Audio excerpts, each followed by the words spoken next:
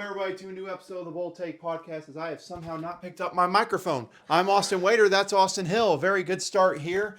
NFL draft episode. Before we get into it, NBA playoff episode already out. Go give that a watch.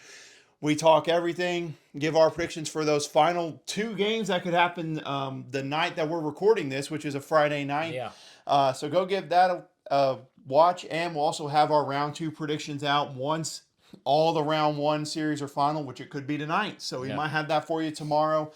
Go give that episode a watch. But this is the NFL draft, and Austin was it was what we expected, but at the same time, not what we expected from an NFL draft. Yeah, we thought, nothing exciting was going to happen after the first couple picks where we felt like, maybe teams are just going to stay put, nothing's going to happen. And then around about 8, things started to get a little bit crazy in that first round. Yeah, well, let's go ahead and let's get into it here. Let's start with you, sir. Number 1 pick, Caleb Williams to the Chicago Bears.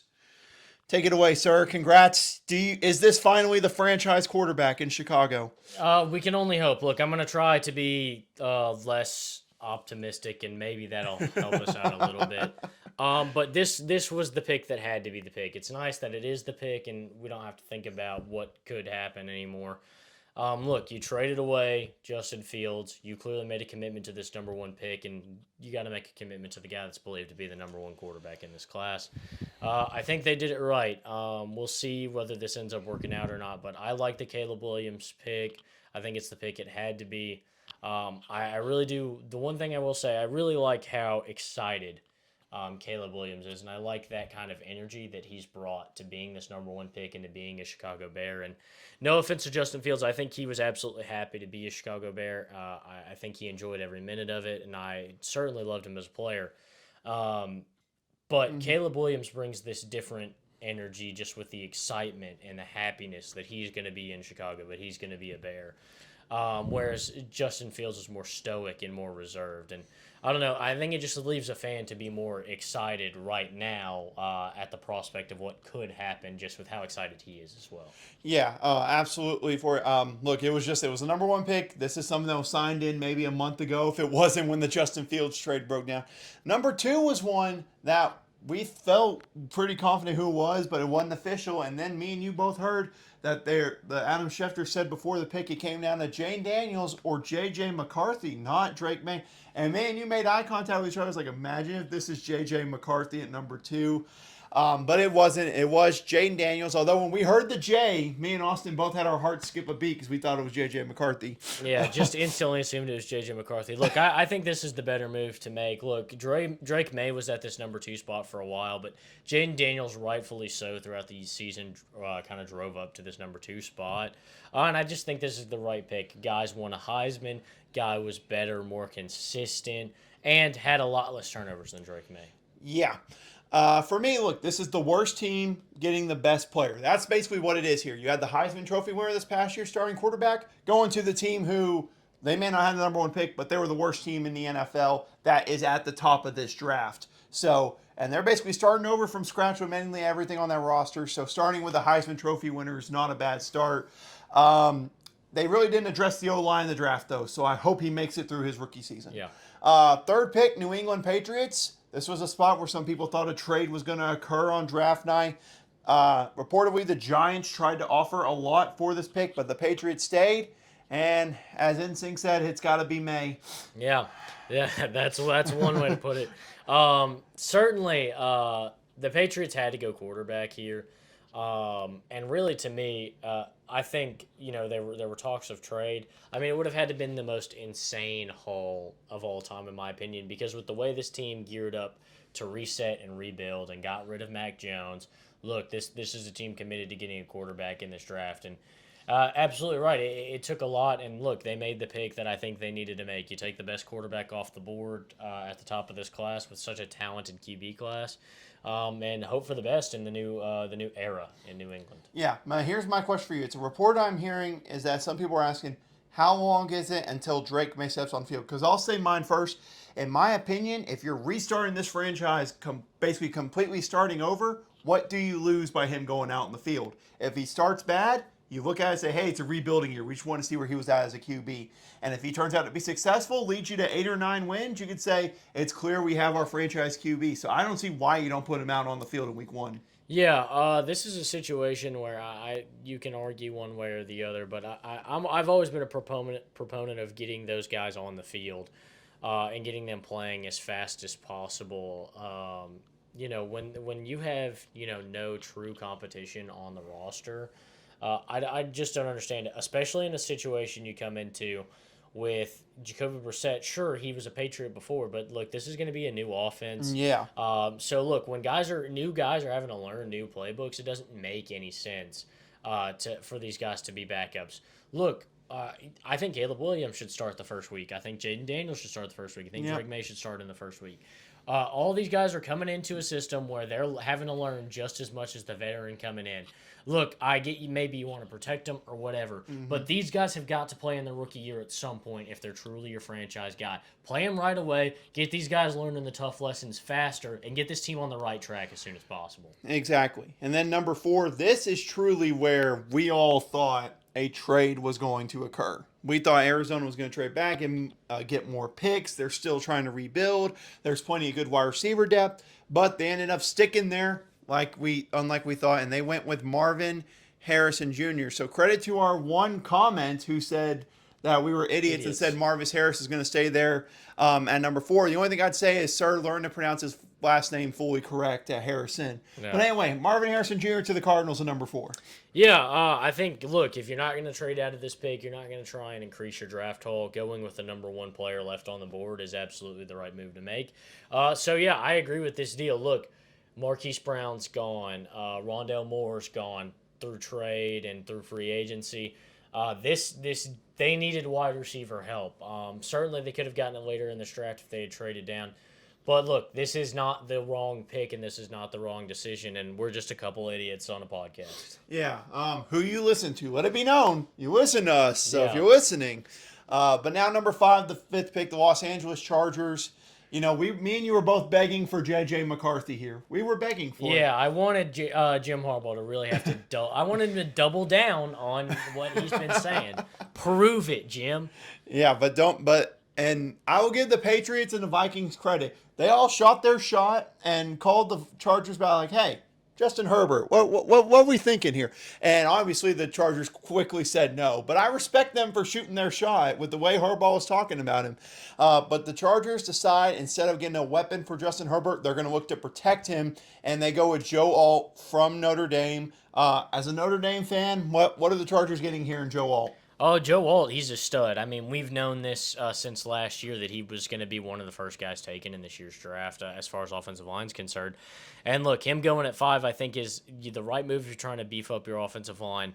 I really think after murdering the offense as far as weapons are concerned this past offseason, maybe going out and getting a bigger threat as far as somebody who's going to help right now. As far as catching the ball, probably would have helped a little bit more. But I think Joe Alt's perfect for protecting Justin Herbert, and he did have some injury issues last year. So I don't think they made the wrong choice by beefing up the offensive line and protecting a franchise quarterback. No, me neither. And can I just say, the way he reacted, the way he was dressed, he just looked like one of the most basic guys of all the NFL draft. That guarantees you that man's a all-pro, and he's playing 15 years. I mean, that might as well confirm it. But number 6 with the Giants, this was another turning point because J.J. McCarthy said the team he spent the most time with before the draft was the Giants. And you wonder what the replacement is for Daniel Jones. But credit the Giants, instead of getting his replacement, they got someone to help Daniel Jones and Malik Neighbors from LSU. And really, if you think about it, this is the right pick here. Yeah, look, you kind of doubled down on Daniel Jones last year, and we're like, getting the franchise quarterback, securing this guy is the move that's going to make us better, and that cost you Saquon Barkley. The interesting update to learn was that after this year, Daniel Jones's salary is no longer full. Zero. Yeah, it's no guaranteed money at all. So they'd be getting away scot-free by releasing him next offseason, and it makes this deal make even more sense. Get a guy that's going to be a superstar playmaker, and if you're bad this year and Daniel Jones just still isn't cutting it like he wasn't this year, right? Then release him free of charge, and you'll be picking at the top of next year's draft to get one of the solid quarterbacks out of that class. Yeah, obviously some of the names. Quinn Ewers is one that will be there. That's a veteran quarterback that could come into a good situation. Say what you will about Sanders. He'll be in the conversation most likely. He will. It'll be interesting to see kind of some guys that are gonna be in the draft next year. Jalen Milroe could be a fun one to talk about for Jalen next year. Milroe. See what maybe KJ Jefferson. I don't think he'll be a first round pick, but we could. You never know what he might do for his draft stock at UCF. Riley Leonard at Notre Dame could be something to keep an eye out on. There's some exciting quarterback talent, and maybe not all the guys you named are going to be first-round, top-tier picks. But look, I think it's going to be a good quarterback class next year. And look, if it costs you nothing next year to get rid of this guy and bring somebody else in, I think you make the right move and you take the best receiver off the board. Definitely. And then pick number 7, the Titans. This was where we both had Joe Alt going because we had the Chargers. I had them trading down in my mock. I think you had them going wide receiver. I had the Chargers trading down in my mock draft as well. Oh, okay. Had the Bears moving up to 5. Oh, right, to get Marvin Harrison. That's right. But Titans stayed at their pick as well. They go with J.C. Latham from Alabama. And look, everyone knew the Titans were going O-line. It was just a matter of which one were they going to go with. I mean, it doesn't get any simpler than that. And getting an Alabama product is not a bad idea at all. No, the legacy that they've really built in the NFL for offensive linemen is really something unheard of. But you look at this Titans team, and look, I said it when we did the mock draft. I'm not going to go into too much more detail about it. But look, they've been aching since the departure of Taylor Lewan. And look, it had to happen. Look, they had too much money spent in too many places. Somebody had to go. But it did hurt the offensive line. It did hurt this team. Protect Will Levis and finally get somebody back on that left side of the offensive line. Yeah, so this is good story and also protecting what you would assume is the future of the franchise in Will Levis. So that works out too. Speaking of a team that has a new future, we have the Atlanta Falcons at number 8.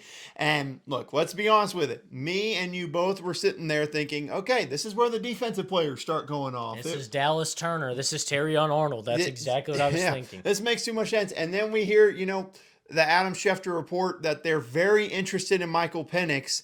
And JJ McCarthy. Yeah, and we were both kind of looking at each other we're like, is this no. And I will say this one I probably had the most out because after he tried to hype him up with the Giants and stuff, I didn't have as much promise in it. After that, he had by this point, fool me once with JJ McCarthy, shame on me. Fool me twice, shame on you. Fool me 3 times. And, I just I wasn't buying it anymore, Adam Schefter. This is the 3rd time he's tried to tell me somebody's looking at J.J. McCarthy, and I just wasn't going to buy it. But then the bombshell, the Falcons picking Michael Penix Jr. Oh, man, I wish we would have had a camera on us for our live reactions. I'll just say I ended up on the floor. I don't know where you went because I was on the floor. I got up and walked to the door and walked. I was losing my mind. I was walking all over the place.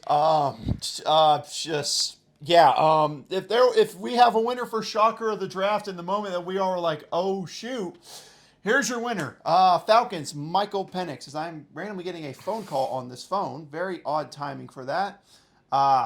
We'll turn that on Do Not Disturb for that. But anyway, Michael Penix Jr. Austin.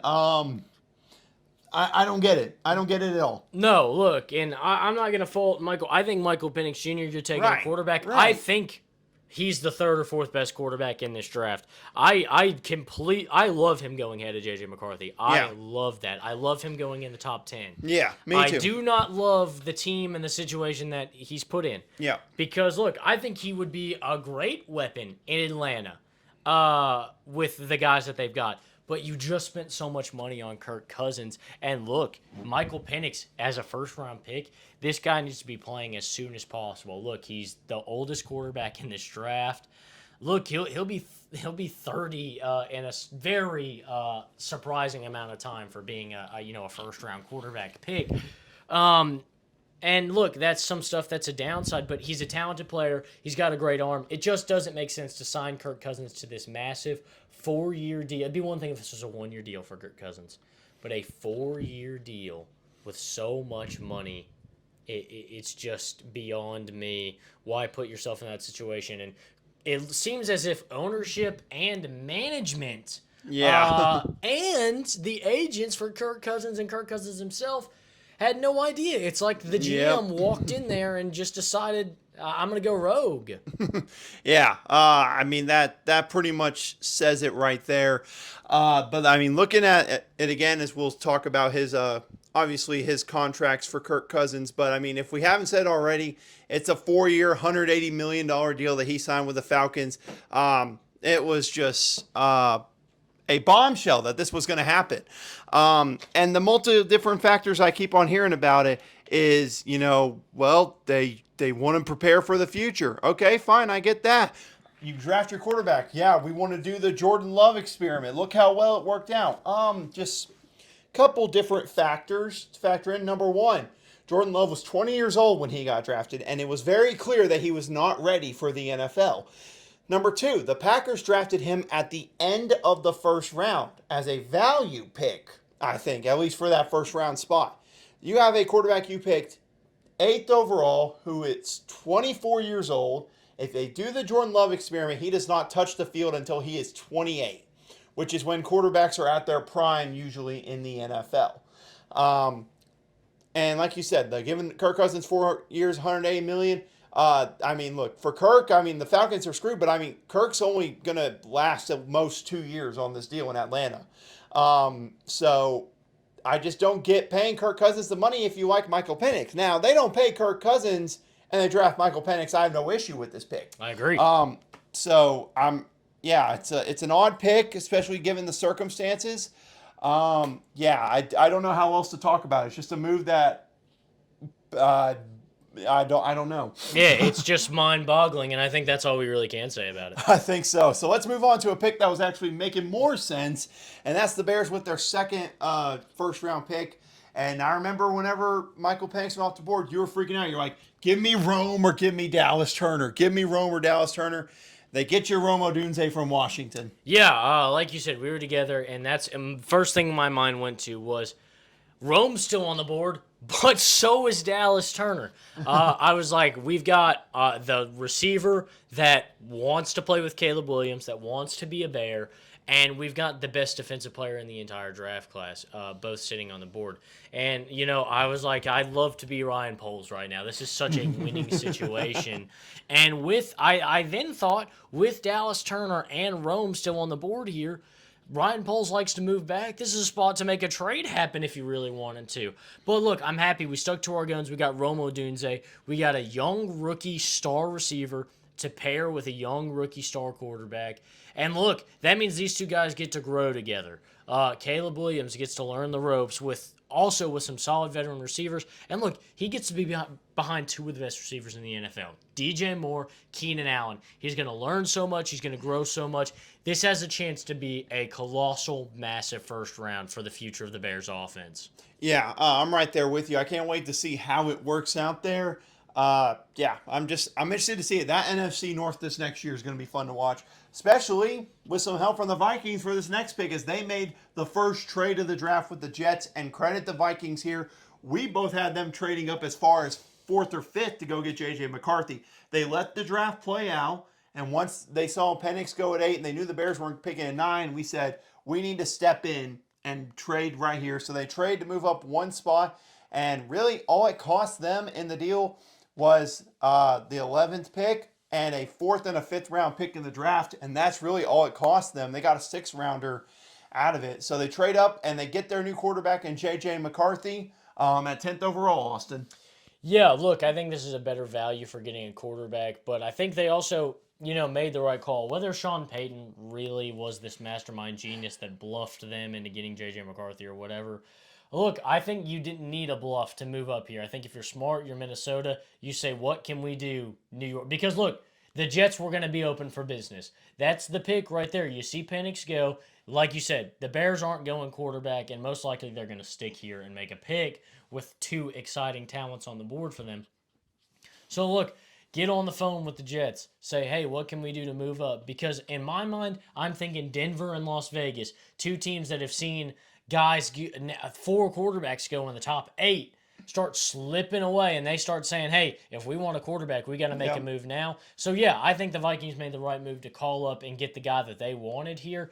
Look, am I crazy about J.J. McCarthy? No. But if you are and you need a quarterback, you need to move up to make that deal happen. I think the Vikings did right in those concerns as far as getting their guy. And look, he comes into a good situation. He's got T.J. Hawkinson. He's got Justin Jefferson. And he's got Aaron Jones, too. Aaron Jones and Jordan Addison. Yep. Look, he's got a lot of weapons around him. And look, that's something that's going to help him succeed right away coming into the starting quarterback position. So look, I think they've done a good job. If there was a team that I could see him pairing best with as far as a team that needs a quarterback, this is probably that team.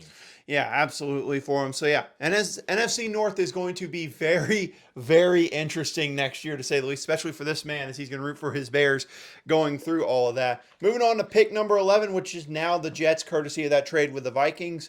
And the Jets really didn't take long for this pick. It was a very simple one. They went Olu Fashanu from Penn State at O-line. And I mean, it's very simple to go O-line here. Protect Aaron Rodgers. If you're going all in for Aaron Rodgers, you might as well make sure he has time to get the throws off to some of the new weapons that they got him. Yeah, and one thing that I didn't realize on draft night that makes this deal make more sense, I already thought it made sense to protect Aaron Rodgers, but Mekhi Becton was a free agent, and he went somewhere else. Went to Philadelphia, I think, yeah. And he left after the draft, but he was a free agent. He was not under contract for this team, so it makes even more sense to me now to get tackle help because, look, you were already worried about his health, and had he been on the roster, that was certainly going to be a concern. But yeah, now that Mekhi Becton is gone and a free agent and now signed somewhere else, this deal makes even more sense. Protect Aaron Rodgers, keep him healthy. You already had a season-ending injury last year right away as soon as the season started. Yep. So yeah, protect this guy, keep him healthy, and make him last as long as you possibly can. And not to mention when in out, Tyron Smith, who knows how long he lasts there, steps right into that left tackle spot. And this is a guy everyone thought was ready for the draft, but just needed a little bit of time to get used to the in-game action. So, yeah, I think he went to the right spot there with the Jets at number 11.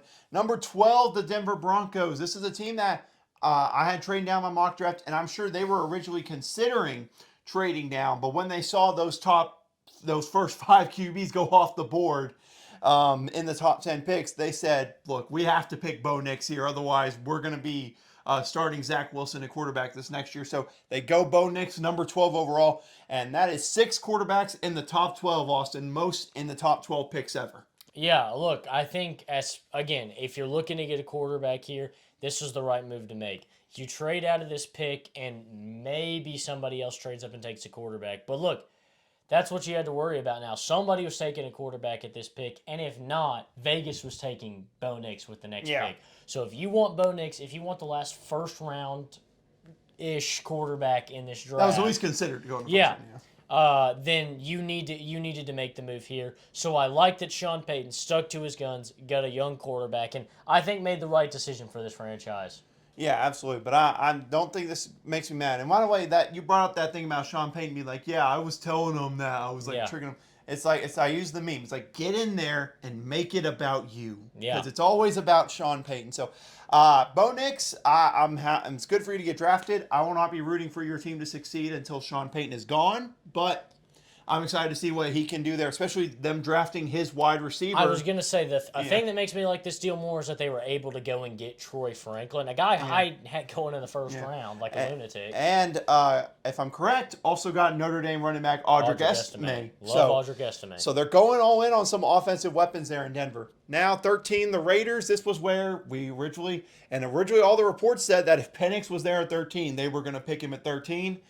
Was well off the board, so they went best player available in Brock Bowers from Georgia, which you could say, well, they already had a tight end in Michael Mayer, but at the same time, I don't think they even thought Brock Bowers was going to be available at pick 13 for them. Yeah, I really like Michael Mayer. Went to Notre Dame, obviously.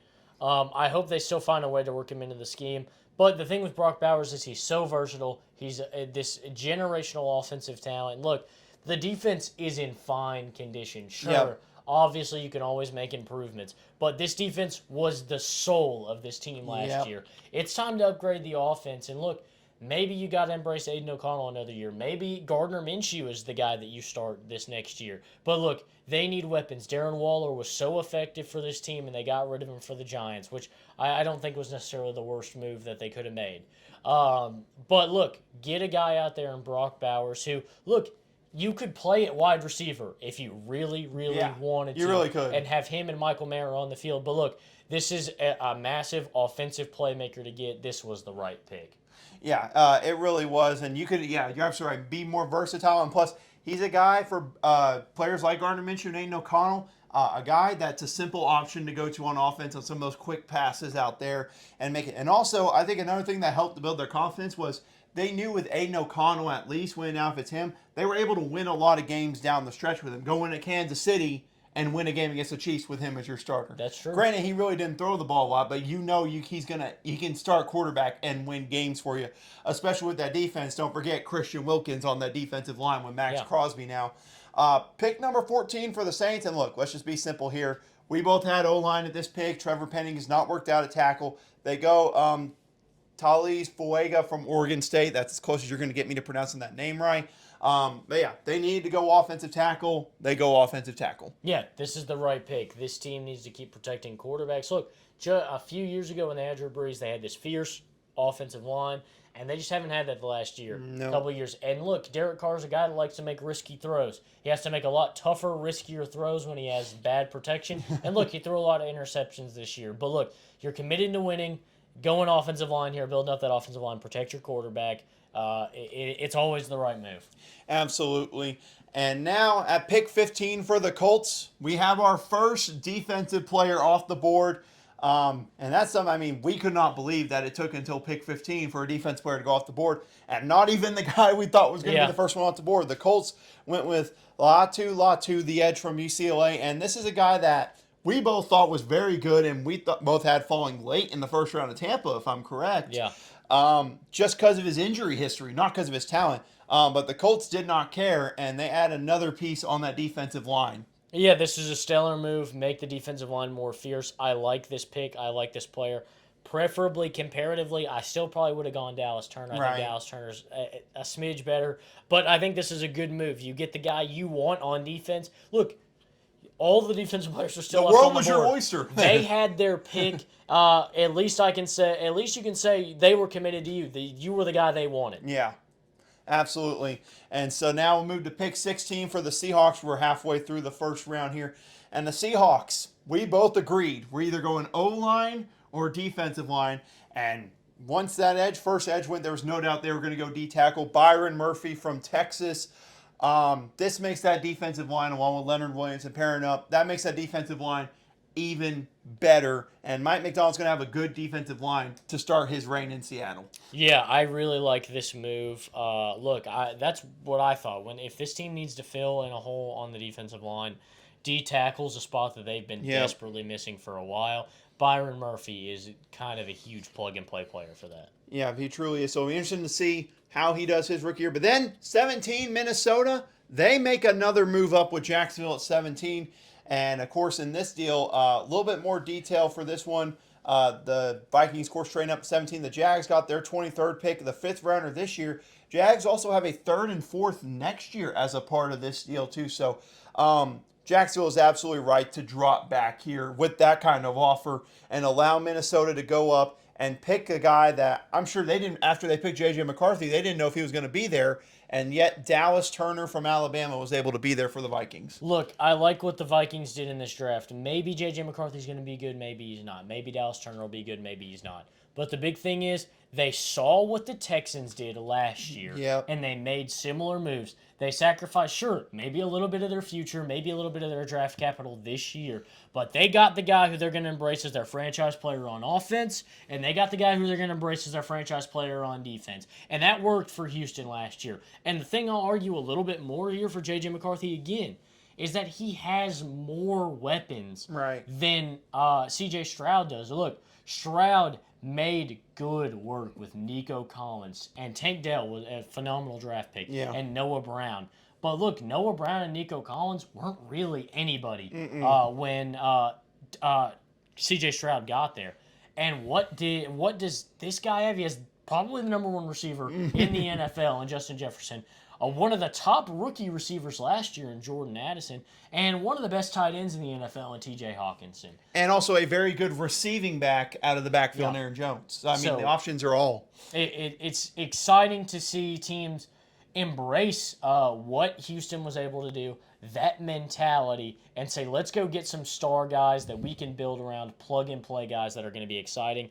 I think I like what the Texans did. Look, maybe it's not going to be repeatable for everybody, but I like to see teams staying committed and trying to capitalize, especially in a division that could be very up in the air next year. Yeah, and speaking of it, how did they get that 23rd pick in a part of the deal? A trade with the Texans. Yeah. So it all ends up working out there. Pick 18, Cincinnati Bengals. We both agree defensive line or O-line for them as well. And they wanted to get protection for Joe Burrow. They go Amarius Mims from Georgia, who's a guy that, hasn't started a lot, but has a lot of potential and could be that future left tackle, especially with them losing Jonah Williams in free agency. Yeah, I mean, you said it on draft night. Look, this team plays best when Joe Burrow's healthy. How do you keep Joe Burrow healthy? You keep him protected. And you really can't argue with that logic. You really can't. And I mean, that's just as simple as it gets for that Bengals pick. Pick 19 for the Rams. And I want to give me and this man credit. We had the exact same pick here, and it ended up working out. We both were like, we doubt Jared Verse falls this far. But then again, no defensive players went until pick 15, and the Rams were able to pick Jared Verse from Florida State. And look, we talked about it in our mock draft. This is a home run of a draft pick for the Rams and their first round pick since 2016. Yeah, this is the right move. Look, I'll say it again. Jared Verse may not end up being Aaron Donald, but if you were trying to replace Aaron Donald in this draft class with the players that are available, this was the guy to do it with. Jared Verse is an exciting threat no matter where you put him on the defensive line. It's just so incredible that he ends up here because he is such a threat and he is such a talent. Yeah, and don't forget, they also got, I believe it was Braden Fisk, a Florida State teammate later in the draft too. So they saw how good that Florida State defense was, and they are loading up on it. I can't say I blame them.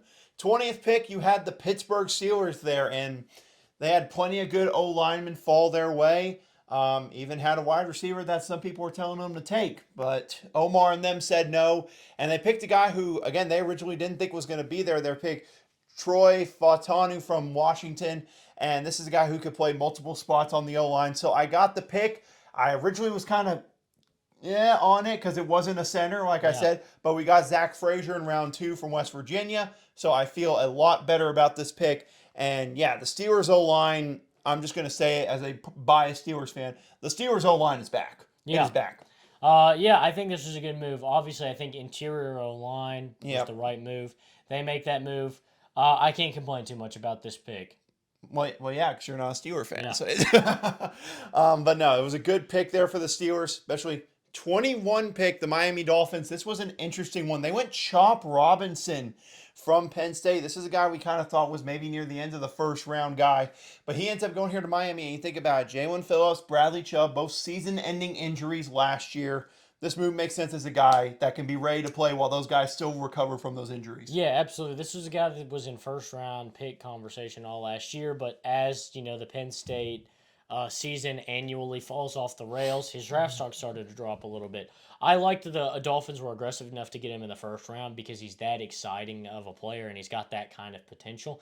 And look, like you said, 2 season-ending injuries and Christian Wilkins departing from this team in the free agency. This team's going to need some help on the defensive line. It's going to need a future on the defensive line, and Chop Robinson is a guy that I think you can plug and play and be exciting on the defensive line, especially the offense is good and well taken care of. Yeah. Focus on that defense a little bit and get that defense up, and especially after they got Odell Beckham Jr. today. Yeah, that was going to be my next thing, them signing Odell today. So, even more help on offense.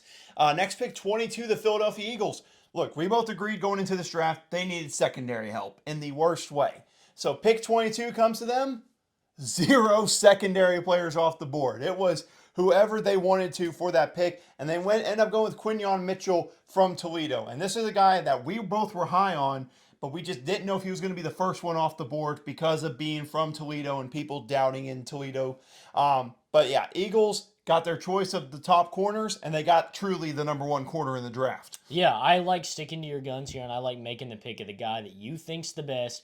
And it's why I like the Colts pick so much. You get your pick of any player you want at this position, and this is the guy you choose, I like how much confidence that shows not only in the player, but in your draft and decision-making processes. Definitely. So yeah, Eagles go there and also got Cooper DeJean in round 2. So they are loading up in that secondary. Very good draft for the Eagles. Not as good as the Steelers. But moving on, 23, the Jaguars, who dropped back from 17. They go a interesting pick in Brian Thomas Jr. from LSU, and who's a very talented wide receiver. But me and you both said in the pre-draft we felt this should have been more of a secondary pick for Jacksonville.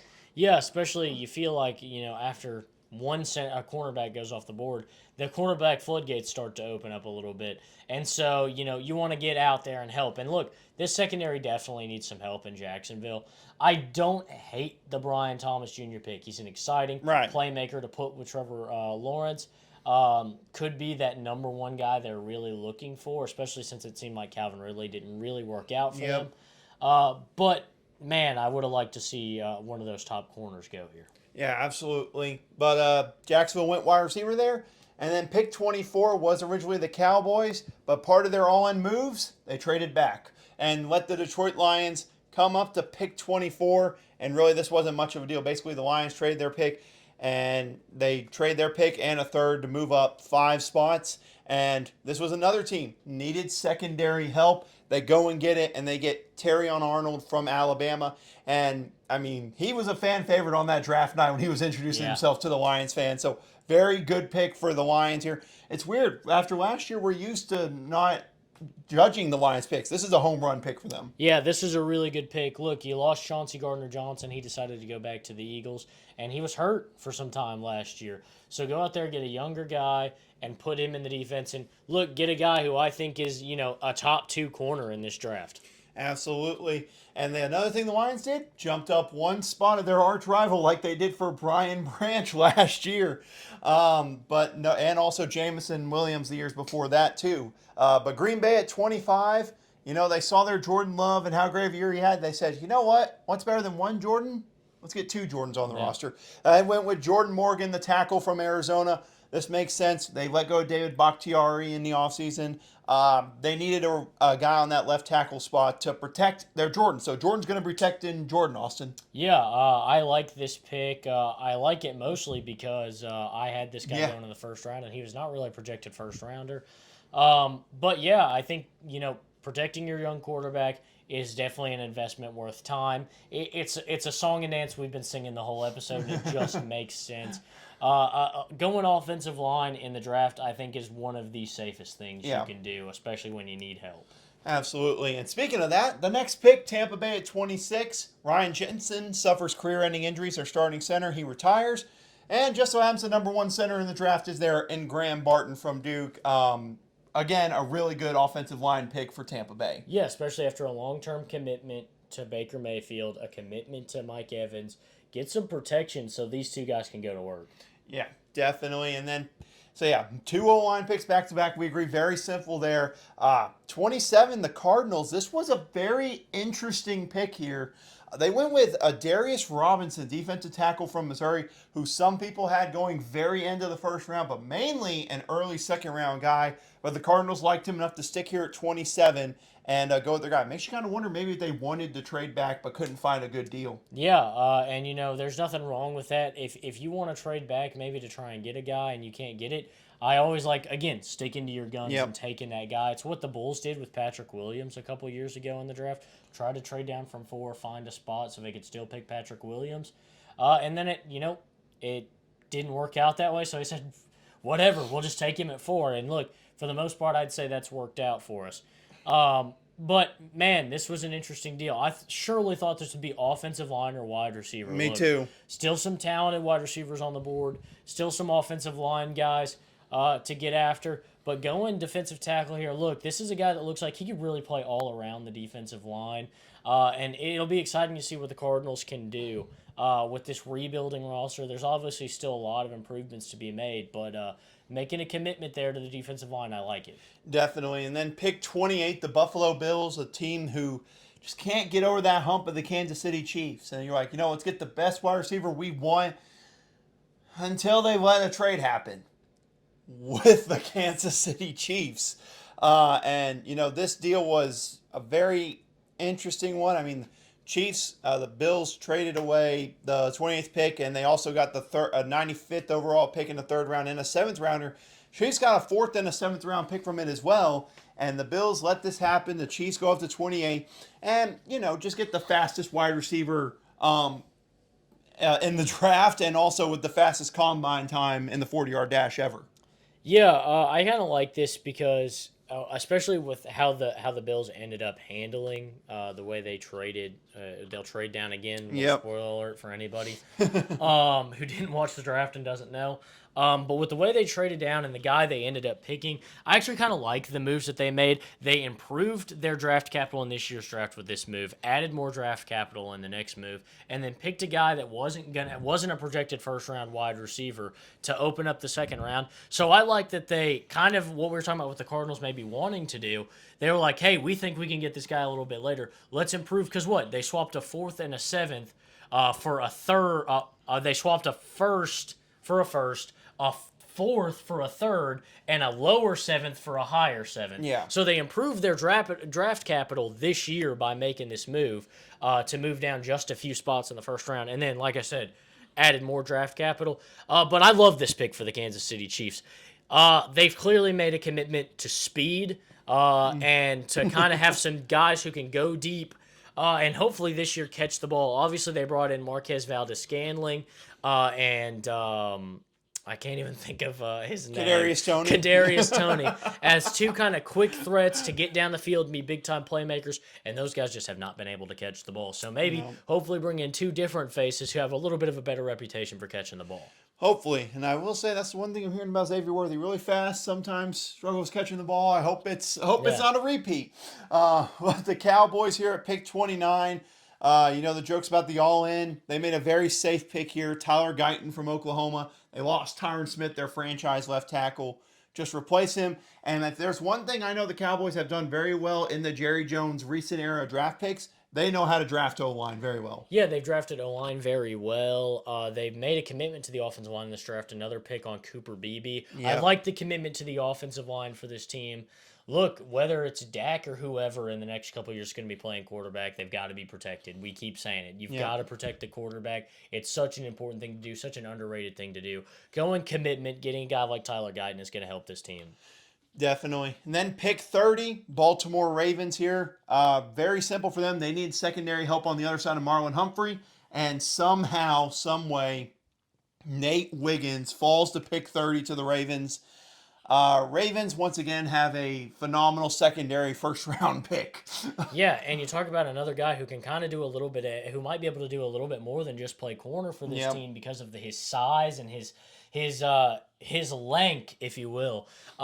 So he really is an exciting corner prospect. And look, I don't know if they're going to play him all around like a Swiss Army knife like they do with Kyle Hamilton, but he has that ability and that skill to maybe slide back into being a safety if they need him to. But regardless, they needed help in the secondary, like you said. They get one of the best guys on the board. Just an absolutely insane pick for a team that's really done drafting well the last couple of years. Yeah, don't remind me of Kyle Hamilton. But pick 31 with the 49ers. And remember, there was a lot of talk entering this draft about Debo and Brandon Ayuk and where their future is going to be. Well, if this pick didn't confirm that, I don't know what does. 31, they go Ricky Pearsall from Florida. And, Brandon Ayuk, Debo Samuel, y'all's days are numbered in San Francisco. Yeah, but I don't know if you saw Ricky Pearsall, former teammate of Brandon Ayuk at Arizona State. Brandon Ayuk actually texted Kyle Shanahan and the GM, I don't know who the GM is. John Lynch, was like, pick's fire, I can't lie. And so you love to see that there's still some love there. And, I'd love to see this team be able to kind of salvage what they could with Ayuk and Debo Samuel. But this pick kind of came as a surprise to me. I didn't really see Ricky Pearsall as one of those guys going in the first round. But clearly, 49ers like what they saw. They make a big move here because, look, they don't have a high pick in the second round. And teams obviously wanted this guy maybe early in the second round. So I think if you're – look, you didn't ease a lot of people's minds as Yeah. far as what's going to happen at wide receiver. But at least you're preparing for the future with a guy that you like. Yeah, and I'm doing some research at the same time. I believe they also picked another wide receiver, if I'm correct, in this draft. I'm going to find out more on that here in just a second. I could be completely wrong, and that might have just lied to myself, but I believe they had another wide receiver. No, they did not. No. Jacob Coing was a fourth round pick from Arizona. Okay. So, it wasn't as high up as I thought it was. I'll call my bad on that one. But Still another receiver. yeah, still another receiver. So you wonder what the future holds there. And if you want to trade Debo, I heard the Pittsburgh Steelers are very interested in him. So just bring him on over. I I'd wouldn't love hate to it. see Debo in Chicago. Well, I would not. But pick 32 here was the Bills because of that trade back. We talked about it. You hinted at they traded back again. This time, though, they trade with a team who was just one pick back in the second round, who we didn't think was going to have a first rounder this year in the Carolina Panthers. And basically, they just swapped spots. And the Bills got a fifth rounder, Panthers got a sixth rounder. And the Panthers moved up one spot. And I think they just wanted to get the fifth-year option was the main thing for them. And they got a wide receiver for Bryce Young, a guy who's from the area and grew up around the area. Xavier Leggett from South Carolina. Look, they were getting a wide receiver. It was just a matter of which wide receiver the Panthers going to take. Yeah, and getting a guy that's a big, explosive, deep ball threat, I think is something that helps, especially when you've got a veteran like Adam Thielen who can run those short, safe routes. Get a guy that's explosive that can go over the top, especially with Thielen getting older. Just have somebody going over the top. That way, hey, if he's open, let's fire it. If not, you got the safety net right there in Adam Thielen. So I think this is a smart move for them. And, yeah, watching Bill Belichick talk about this, he said, they must like this guy and they must be going for somebody they enjoy because the only reason you make this move from 33 to 32 is to get that fifth-year option. Yeah, so they must be a really big fan of him. But that's it for the first round from the NFL draft. Real quickly, we could add in what was your favorite non-first round pick from the Chicago Bears in this draft? I really liked Austin Booker from Kansas. He was a guy that a lot of people thought maybe would be a second or third round guy. Polls loved him, had a ton of workouts with him, and gets him in the fifth round. I think that's really a phenomenal move for him to add somebody who might be a threat on the defensive line in the future. So I really like Poles sticking to his gun and getting a guy he really likes later than expected in the draft. Absolutely. For me, it's very simple. Peyton Wilson, we got him third round. I think it was pick 98, it might have been, somewhere around there. But the best linebacker in college football last year, best linebacker in the draft. He falls into the third round to the Steelers at a team who hasn't had the same linebacker spot since Ryan Shazier's gone. And he basically, if Luke Kuechly said he's an amazing linebacker, sign me up for this man. I'm excited to see him. And also, obviously, Zach Frazier, O-lineman in round two. Steelers O-line and wide receivers are going to be blocking. It's going to be a old school Steeler team. I can't wait for it next year. But that is going to be it for this NFL draft episode.